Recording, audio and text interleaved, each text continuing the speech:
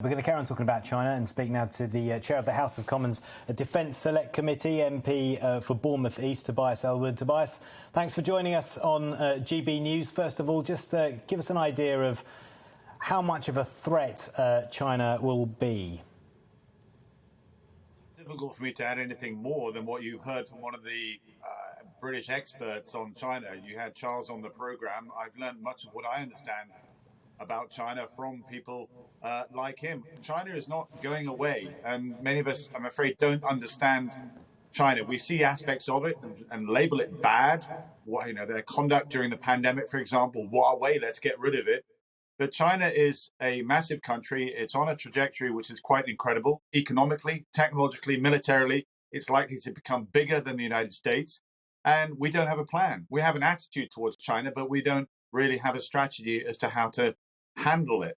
And that's reflected a little bit in what's happening over the last decade in the South China Sea. We've allowed China to exploit that huge, great big area to develop its own military bases, its fortresses, if you like, by cultivating atolls and reefs and so forth, turning them into to air bases from which it can then patrol not just the seas, but the skies as well. So I commend the British forces, our Royal Navy, the carrier group, from going into these areas and saying, actually, this is international waters. And China, you need to understand that we're going to be a bit more assertive in defending what is international standards and values. But we all need to get on. Is the UK Space Command going to make a difference? Well, Space Command is a really interesting aspect of where the character of conflict is going. Let's go back to the Second World War.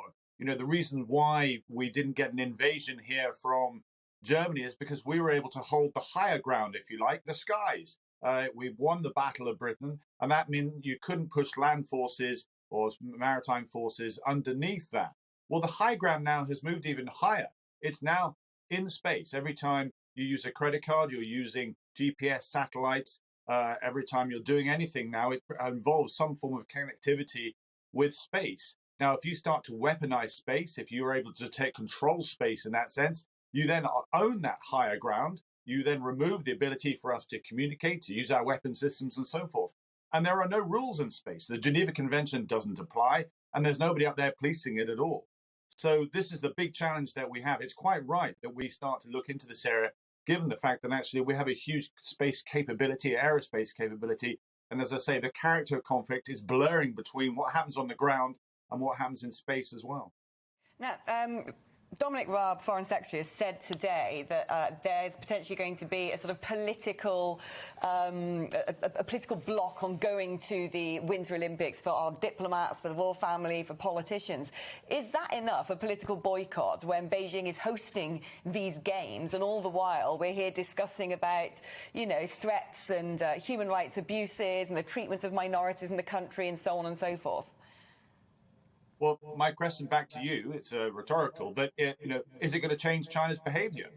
Is what we're doing in Hong Kong by allowing those who were there before 97 the right to come and live in the UK, will that change China's behavior? Will one aircraft carrier going through the South China Sea change China's behavior? These are all well-intended operational responses, but they are reactive and they're not going to change China's behavior. And so we need to think bigger picture. The big outcome from the G7 summit was we need to do something about China. But the question is what? And if we don't work out what that's going to be in the next 4 to 5 years in re-establishing our rules-based order, I'm afraid China will take advantage of that even further in its own interpretation of the international rules-based order.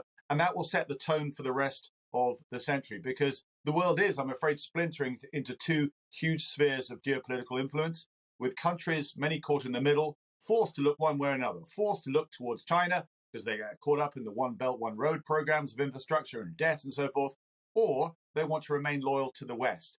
And in many cases, they're trying to do both, but it'll come to the point where they'll have to turn one way or another. It's going to be a tough, bumpy a couple of decades, and the West needs to sort out what we believe in, what we stand for, and what we're willing to defend. Isn't that the point? I mean, actually, the Belt and Road Initiative, which has been going on for decades, through predatory mercantilism, essentially, China now controls about 1/3 of the world's debt. They've got a huge amount of leverage over countries from Sri Lanka to Kenya to, along the east coast of Africa, where they are, essentially have a lot of countries in thumbscrews because they've bought into these big infrastructure projects and are now tied to repayment programs that they just can't meet. I mean, how do you reverse a situation like that? Yeah, it's the big challenge. It's the fundamental question that we have to deal with. And at the same time, you're trying to win China across to support things like climate change initiatives as well. You talk about East Africa. This was traditionally an area where we had very strong relationships, and we're being nudged out because these countries are ensnared into Chinese programs. So we need a counterweight. We need to put a proposal forward that says, if you don't want Huawei, if you're not happy with that, here's another offering. And that offering is not there at the moment. And that's what we need to do. The West needs to work together. Individually, no country can stand up to China. Collectively, we can. We still retain the world's GDP. When you put the G7 plus South Africa, India and Australia and Korea together, you have over half the world's GDP. The big difference between potential Cold War with China and the one we had before with the Soviet Union is that China is reliant on international trade. Its economy is dependent on trade with the rest of the world. So let's set the terms, confirm the terms in our new environment, and let's bolster our international institutions, which are no longer credible or stable enough to be able to hold their nations to account. When you talk about the West and the West having to come together and work out how to deal with China, you're talking about a lot of countries with many different needs coming together and trying to work out a common goal. That's very difficult in today's age.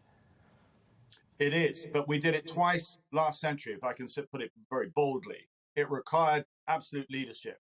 Britain and America stepping forward together is, I think, a sensible way forward, getting other nations to follow us. That's what the Atlantic Charter was all about. But you're right, if we all sit still, China will develop and see the divisions between us. We'll be able to see the cracks in our divisions. Take Europe as well. See our relationship with France. France and Britain are the biggest military powers in Europe. Yet on many things, we're actually having silly arguments about. And that's to the benefit of Russia. That's to the benefit of China. We need to work more cohesively together. If global Britain is to have any credibility, it's this moment now that we should be stepping forward. But to do that, you're certainly going to have to invest more in our hard power, and you're certainly going to have to advance Whitehall's bandwidth to be able to do with this, to show that leadership capabilities. I couldn't agree with you more. I always love having you on. You are a voice of reason in this mad 21st century. Thank you very much. That's Tobias Ellwood, MP, and also chair of the Defence Committee in the House of Commons.